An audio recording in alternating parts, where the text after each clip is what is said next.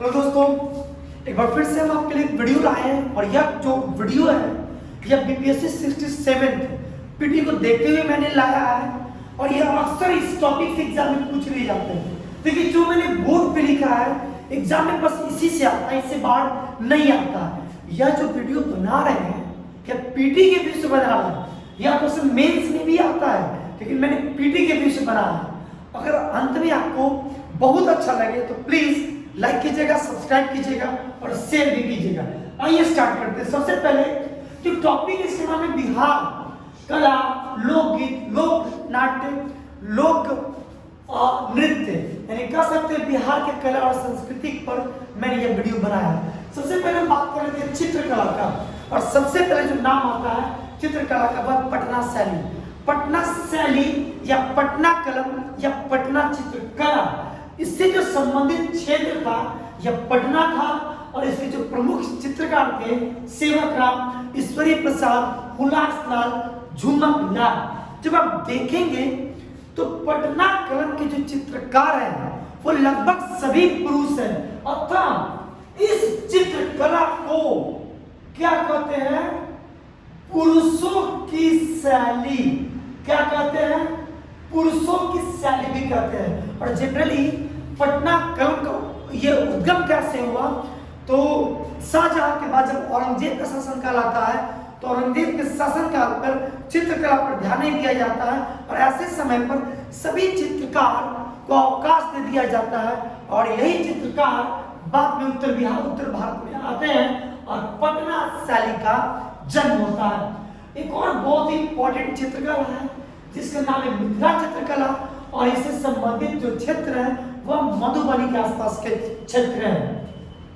इसके जो प्रमुख चित्रकार हैं वह सीता देवी, गंगा देवी, भगवती देवी, दुलारी देवी। और आप देखेंगे तो लगभग मैक्सिमम जो इसके मिथिला चित्र शैली के जो चित्रकार हैं वह सभी के सभी महिला हैं। अतः इसे महिलाओं की चित्र शैली या महिलाओं की शैली के नाम से भी जानते हैं और एग्जाम के व्यू से वो दोनों इंपॉर्टेंट है।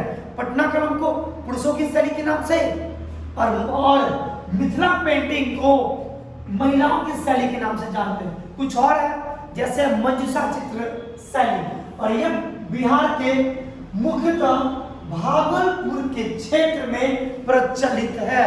कौन? मंजूषा चित्र शैली। और मंजूषा चित्र शैली ज्यादा उतना यह फेमस नहीं हो पाया। एक और कला जिसका नाम है सांझी कला और सांझी कला का जो मूल क्षेत्र है वह वज्र क्षेत्र है, मथुरा वाला क्षेत्र है। लेकिन सांझी कला का भी जो संबंधित जो क्षेत्र है वह रहा पटना। अब पटना के बाद मिथिला के जो आसपास के क्षेत्र हैं मिथिला वह भी रहा है। एक और थंका पेंटिंग और थंका पेंटिंग के बारे में कहा जाता है कि यह तिब्बती चित्र शैली है। इसका जो उद्गम है वो तिब्बत में है लेकिन कुछ चित्रकार या कुछ लोग मानते हैं कि जो थंका पेंटिंग है यह भी बिहार की है। तो आप याद रखेंगे कि यह भी कहाँ के? बिहार की है, लेकिन इसका जो उद्गम माना गया है वो कहाँ पे माना गया है? तिब्बत में। कहाँ पे माना गया? तिब्बत। तो उम्मीद करते चित्रकला समझ में आ गया होगा। पटना शैली, मिथिला शैली, मंजूषा शैली, सांझी कला और थक्का पेंटिंग। अगर हम राग की बात करते हैं, राग में पीटी में आता है कि कौन सा राग है तो यह नचारी, लगनी, फाग, पूर्वी। अब हम बात कर रहे थे नचारी का, अब खुद से लिखे, मैं लिखूंगा वीडियो लंबा हो जाएगा। हम बात कर लेते हैं नचारी का। तो नचारी जो है इसका जो जन्मदाता माना जाता है, ये प्रख्यात कवि है, राग है। इसे लिखा गया विद्यापति के द्वारा जो मिथिला के महाकवि हैं और यह जो है भगवान शिव के स्तुति है। किसकी है? यह है भगवान शिव की स्तुति। अब लगनी मतलब लगन और यह जो है लगन के अवसर पर यह राग गाया जाता है और इसको भी लिखने वाले कौन है? मतलब इससे संबंधित जो है वो महाकवि विद्यापति है। तो इस दोनों में यह भगवान शिव के लिए और यह कब है? शादी के समय, लगन के समय, और इस दोनों से संबंधित कौन है? तो उनका नाम है विद्यापति, उम्मीद महाकवि विद्यापति।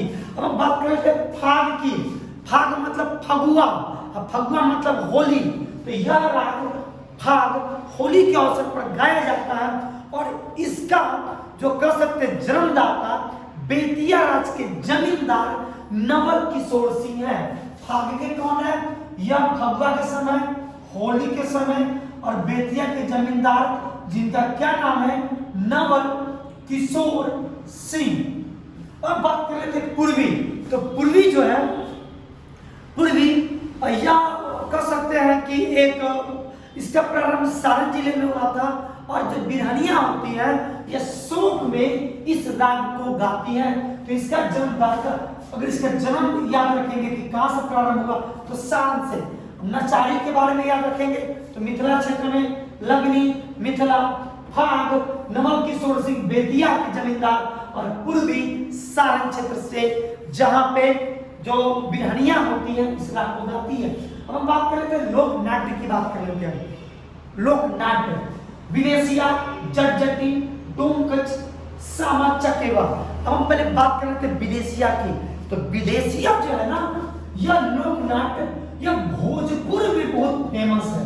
कहाँ पे? भोजपुर में। और इसके तहत बहुत सारे लोक नाट्य किए जाते हैं, और यह जो जनरली विदेशिया है यह पुरुष कलाकार के द्वारा, किसके द्वारा?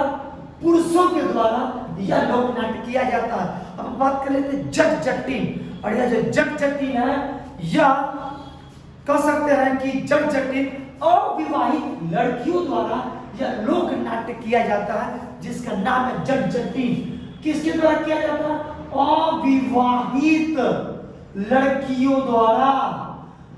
और एक बहुत इंपॉर्टेंट है डोमकच। क्या नाम है? डोमकच। डोमकच का मतलब विवाह के समय, विवाह में जब बारात निकल जाती है या विवाह के समय यह डोमकच या नाट्य किया जाता है, और यह नाट्य विवाहित महिलाओं द्वारा किया जाता है। किसके द्वारा? तो विवाहित महिलाओं द्वारा। अब एक बात कर लेते हैं समा चकेवा। समा चकेवा लोक नाट्य यह भाई बहन से संबंधित है। किससे संबंधित है? भाई बहन से संबंधित है, और जनरली यह नाट्य बालिकाओं द्वारा की जाती है। अब हम बात उम्मीद करते समझ में आ चुका होगा। विदेशिया पुरुषों द्वारा, जब अविवाहित द्वारा, डोमकच विवाहित महिलाओं द्वारा बराती के समय, और समा चकेवा बालिकाओं द्वारा, जो किससे संबंधित है? भाई बहन से। अब हम बात करते हैं लोक नृत्य की। मैंने लिख दिया लोक नृत्य। पहला पवरिया। पवरिया लोक नृत्य साधारणतः विवाह के अवसर पर, जन्म के समय यह पुरुषों या किन्नरों द्वारा यह लोक नृत्य किया जाता है। बात करते हैं झरनी। एग्जाम में पूछा गया है, और यह झरनी जो है वो मुसलमानों द्वारा मुहर्रम के अवसर पर किया जाता है। झिंझिया। झिंझिया जो है यह महिलाओं द्वारा किया जाता है। लौंडा नाच पुरुषों द्वारा किया जाता है, और लौंडा नाच मुख्यतः भोजपुर में फेमस है। अगला कटघोरवा, यह ग्रामीण क्षेत्र में फेमस है। इसमें महिलाएं जो होती हैं, पुरुष जो होते हैं, वो घोड़ा, वो बांस इत्यादि से घोड़ा बना लेते हैं, और इसी को पहन कर ये डांस करते हैं, जिसका क्या नाम पड़ा है? कटघोरवा। जोगीरा, आप सुने होंगे जोगीरा। और जोगीरा नृत्य होली के अवसर पर किया जाता है। एक कड़िया झूमर, और यह कड़िया झूमर जो नृत्य है यह महिलाओं द्वारा किया जाता है। देखिए एग्जाम में यह नहीं आता, एग्जाम में यह आता है कि कौन सा लोक नृत्य है। तो पवरिया, झरनी, झिंझिया, लौंडा, कटघोरवा, जोगीरा, कड़िया झूमर। अब हम बात करते हैं लोकगीत की। लोकगीत भी मतलब क्राइटेरिया में बांट दिए गए हैं। जैसे ऋतु गीत, मतलब किसी मौसम के आधार पर, मौसम के आधार पर जैसे आप क्या कर सकते हैं, जैसे बारिश के मौसम में आप देखे होंगे तो इस तरह का गीत आपको क्या मिलता होगा। जैसे हम क्या बोलते हैं, देखिए इस एग्जाम्पल हम बोल रहे हैं लोकगीत में।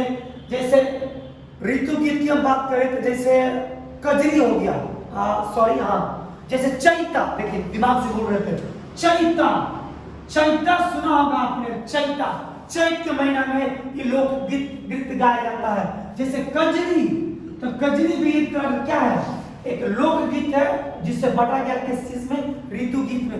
अब हम बात कर लेते हैं किस चीज का, संस्कार गीत का। संस्कार गीत जो जनरली विवाह पर, जन्म के अवसर पर गाया जाता है। जैसे आप सुने होंगे सोहर गीत के बारे में सुने होंगे, जैसे गौना के समय जो गीत गाया जाता है, तो यह सब क्या है, संस्कार गीत है। अब हम बात कर लेते हैं पेशा गीत का। पेशा गीत, अब पेशा गीत में जैसे जाता, जाता पिसाई। आप जानते हैं जाता में पहले आटा पीसा जाता था, सॉरी गेहूं, तो जब जाता में जब गेहूं पीसा जाता था तो इस समय जो गीत गाए जाते थे इसका नाम क्या था, जाता पिसाई।